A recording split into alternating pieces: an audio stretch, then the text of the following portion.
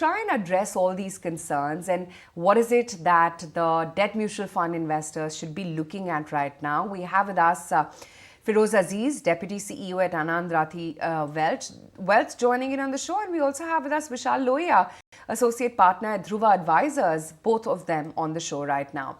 Gentlemen, hi, morning. Great to have you guys on board. Feroze, let me start off with you. What do you think is the broad expectation when it comes to, changes in the tax regime for debt mutual funds? Because there's a lot of speculation out there. Good morning. I think, the last budget only included Section 50AA, which made sure that debt taxation also remains short-term irrespective of the holding period. So there is, of course, a speculation that the tax will become favorable again. Long-term definitions will come back to 3 years. But I think it's going to be difficult to undo something which went into a budget last year by the same government. So that's point one. Point two, if you look at taxation differentials exist because of three reasons. One is the nature of the asset, one is STT or non-STT, and the third is whether it's listed or not listed. If Bharat Bond ETF, which is a listed debt instrument, non-STT paid, if you tweak the taxation for Bharat Bond ETF, all the three, if they remain identical, then bonds, which are listed bonds, should again be taxed at 20%. So I personally think tweaking or giving an exception to Bharat Bond ETF is going to be difficult because these are the three reasons why taxations differ in debt instruments. And if Bharat Bond ETF was supposed to be tweaked, listed bonds should also be tweaked. And Section 48 does not permit indexation in those bonds. So I think there was a lot of anomaly. The anomaly has been plugged by a lot of lobbying from the banking side last year. That's our assumption. So undoing that is going to be difficult, but there's certainly, like you rightly said, there's a lot of speculation on that. Vishal, let's just take a step back. What are the current taxation concerns regarding the Bharat Bond ETF? Because there's a lot of chatter in the market around this. And explain to us the current tax structure for debt mutual funds, what it's now and what it's anticipated to be. Firstly, good morning to your viewers. So on the debt mutual fund, as you are aware, and as Feroze mentioned, effective 1st April 2023, they made a change that now debt mutual funds, all proceeds from debt mutual funds will be taxed at 30% for individuals, which is the basic slab rates, and as at maximum marginal rates. That is the taxation for debt mutual funds since effective April 2023. Now, they defined debt mutual funds to mean any fund where the equity the investment in the equity is less than 36%. Now, as per those definitions, you are absolutely right. And as Feroze clearly mentioned that the Bharat Bond ETF will clearly qualify as that mutual fund. Now let's understand the provisions which were there before the change made in 2023 and is already referred to by Feroze, that earlier any gains that you earned from such debt mutual funds was taxed at 20%. And that's a significant change. It's a change of at least 50% hike in the tax rate.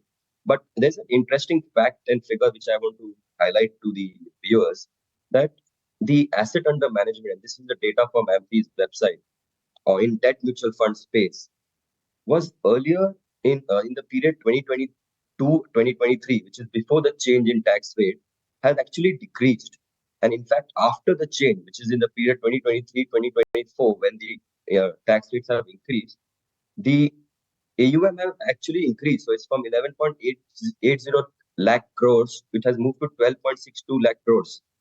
So it's an interesting fact that despite the change in tax rate, there is an increase in the AUM after the change.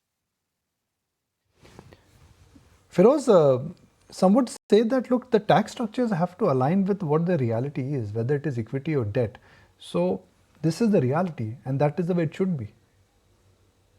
Yes, Nikunj bhai, like you rightly said, there has to be reality when it comes to taxation. There has to be fairness. Anomalies have to be addressed. This whole taxation change came about because of fixed maturity plans or the funds where you take one, hold to maturity, you take a government bond, put it in a wrapper, and you have 2-3 bonds in it, and you hold it till maturity, no fund manager change, and you get tax benefit But those underlying instruments, if held as an individual, don't get indexation, don't get tax benefit. So the anomaly was plugged. Point one. Point two, like you said, sir, taxation has to come to reality. Corporate tax was simplified. Direct tax was income tax were simplified, and with the new tax regime, I think capital gain is next on the anvil for a modification and simplicity. There's a screaming need for capital gains in India to be simplified. Asset classes, real estate has 2 years, debt or partial debt has 3 years, equity has 1 year, different tax rate, STT, non-STT. It's a three-dimensional matrix, and I really think that निकुंज भाई जैसे ही आपने कहा कि ये reality पे आना चाहिए और सिंपलिसिटी पे आना चाहिए. I think capital gain is a screaming need. Okay. Vishal, if there is, and I'm switching the question, equities and debt and the tax arbitrage. If the tax structure in this budget is changed for equities, could that make debt more attractive? It could, but Nikunj, can I flip my answer also? That if you see the face value of bonds have reduced from 10 lakhs to 1 lakh to a couple of years back. And when that move happened, the increase in the debt market was roughly 4%. And couple of months back, again, the face value has reduced from 1 lakh to 10,000. And again, there's a market expectation that there will be a significant increase in the bond market. So I will say that it's not only on account of tax, it is also partly on account of the fractionalization of the bond market that we could see a boost in the bond space. See, given that bond is less riskier than equity, but it gives you higher returns than fixed deposits. So you could see a higher trend in the bond space. Okay. Feroz, where does a arbitrage scheme fit in this? That is again a scheme or a vehicle which everybody has used to take advantage of tax. Where does that fit in? So, Nikunj, absolutely, the tax rates are different, as Feroz is also mentioning. If you're doing equity, it is long-term 10%, short-term 15%, whereas, bond is clearly 20, 30.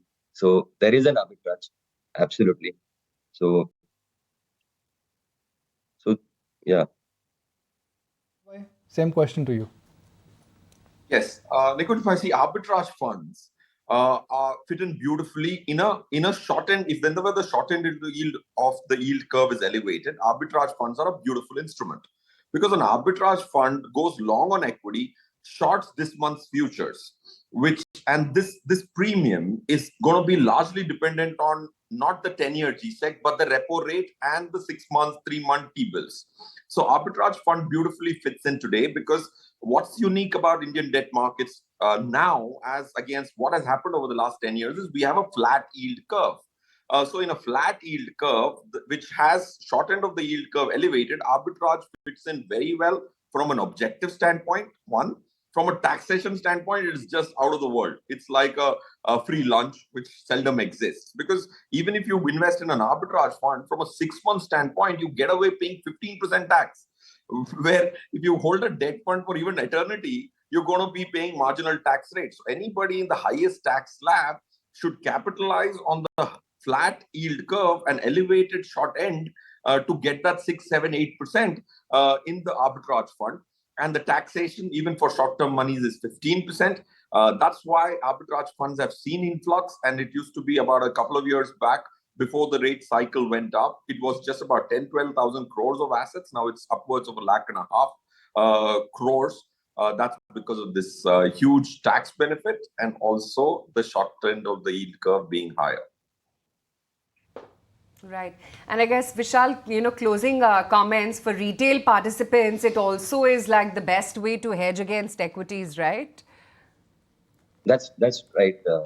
As I mentioned that because they're moving towards fractionalizing the debt market, and now you can actually subscribe to the face value to the extent of 10,000 rupees. You could see a very huge inflow in the debt market as well.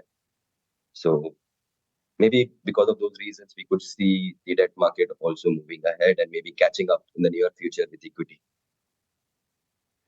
All right, guys. Thank you very much. And Thank you for your valuable inputs. Next couple of days would be all about budget and the 100-day agenda. A lot will start trickling in. A lot already has come out. If you like this video, then like, share and subscribe to ET Now.